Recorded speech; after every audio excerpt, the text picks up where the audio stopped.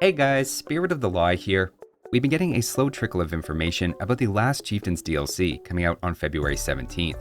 So far, we knew the civilizations and have a general sense of the campaigns, but last Friday a new wave of info dropped, really digging into the unique units that are on the way. While we don't have exact stats yet to analyze, they released a pretty in-depth rundown of each. So in this video, we'll cover the new info and continue the process of getting to know these new units joining the AoE2 family. We'll start with a new scout replacement called the Champi, which is given to all three new civilizations as well as the Inca, so even if you don't get the DLC, you'll still be able to try this unit. We already knew it was a scouting unit that could build outposts, and seems to essentially replace the Eagle Warrior as something fast-moving.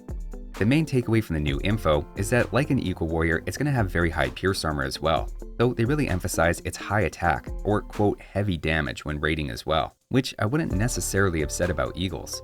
As a refresher, the Eagle Warrior has a variety of bonus damage between cavalry on top of siege and monks, so it's entirely reasonable Champi gain the ability to construct outposts, but trade it off for at least one of those specialties, with cavalry even being noted as something they aren't very good against.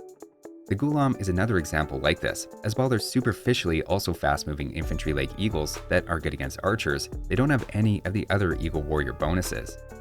Notably, it hasn't even been confirmed if Champi count as shock infantry, which would have a lot of balance implications and whether it has all the Eagle's weaknesses or not. And notably, they do mention another unique unit we'll see take shock infantry bonus damage, so the absence of mentioning it for Champi is interesting.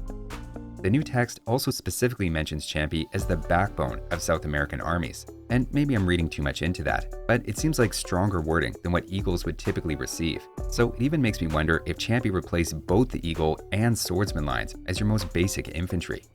I'm not totally sold that's the case, and have assumed they will have Swordsmen, but the wording kinda jumped out at me. Imagine the confusion in making champions and Champi at the same time. It sounds like utter chaos.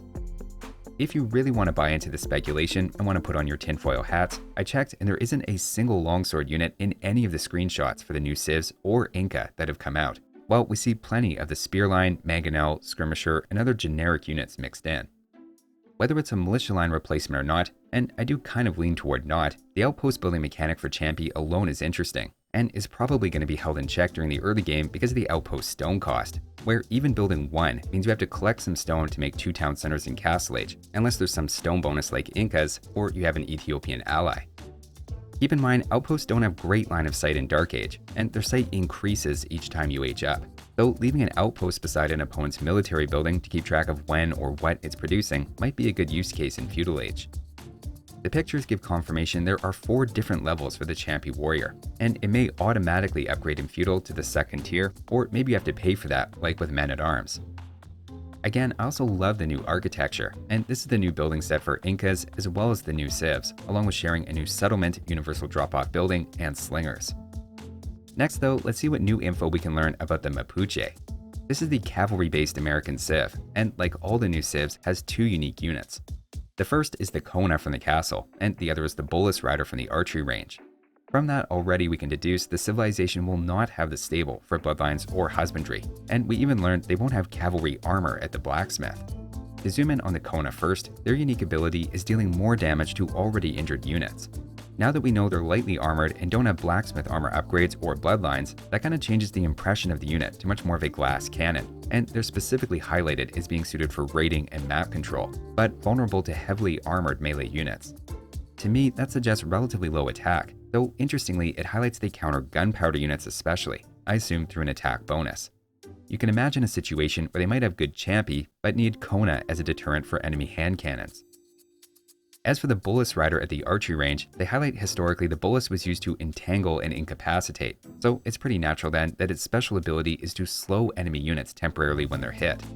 It sounds like they're fairly short-range cavalry archers, and have a regular attack with a bonus against cavalry as new info, but then a separate stronger Bolas shot, either as a charge attack or something you can toggle, which is what does the slowing. We'll have to see how it works in practice, as it sounds a bit complicated, and personally I really hope it's a charge attack that just passively happens instead of an extra thing to toggle or micromanage, and I think the devs would also think along those same lines. Either way, if it ends up being a short-range cavalry archer with a bonus against cavalry, I feel like that would really fit a range counter unit theme that the slinger already has going for it. Incas kind of embody that counter unit civ design, and I'm getting a bit of that from the Mapuche as well. I'm curious to see what else they have going for them besides cavalry unique units that are light on upgrades and presumably not that tough. The next civ is the Muisca, with again 2 unique units. The first is the Guecha Warrior, which is a skirmisher that apparently heals other Guecha Warriors when they die. Compared to regular skirmishers, it sounds like these have just as much, if not higher, pierce armor, and keep that usual effectiveness against archers, though it's implied they trade a bit of range for more attack. Again, the theme of counter units is coming through, albeit they mention a premium cost, and will almost definitely have a gold component. It'll be interesting to see how exactly they incentivize this over the skirmisher, and whether this comes at the cost of a good skirmisher line, or if that higher attack really does make them feel like a superior version. If they already have good skirmishers and slingers at the archery range, it's hard to see where exactly this unit is going to fit in. The healing others in a group is definitely a mechanic we'll have to see in practice to get a sense of how much it's going to define the unit, and I'm curious if they just end up being anti-archer specialists, or if it's meant to be a bit more versatile against infantry, etc. The other unique unit is Temple Guard, which we now know are very unusual in that they're available at both the barracks and monastery. Their quirk is they increase their attack speed as they stay engaged in combat, though to me the most interesting aspect is the training at the monastery, which seems like it really lends itself to arena and controlling relics, similar to Armenians and the warrior priest. It's notable they show them fighting champions here, as they're explicitly mentioned to be shock infantry, which means the champion have a huge attack bonus in this matchup, and actually most infantry have a bit of anti-shock infantry bonus, which is also why that's a big decision they have to make for Champi. This picture does at least confirm the new looking building is the monastery, which was something I wasn't sure about in the last round of screenshots. In the write-up from Muisca, they mention the Temple Guard using their fervor and herbal training to increase their attack speed, and the use of the word fervor there makes me curious if monastery attacks will affect the unit, as well as if it takes monk bonus damage, which would make the light cavalry line much better against them, though they also have pole weapons, so are maybe going to have a bonus against cavalry. Lots of directions to take this unit still, with bonuses and stats that haven't been revealed.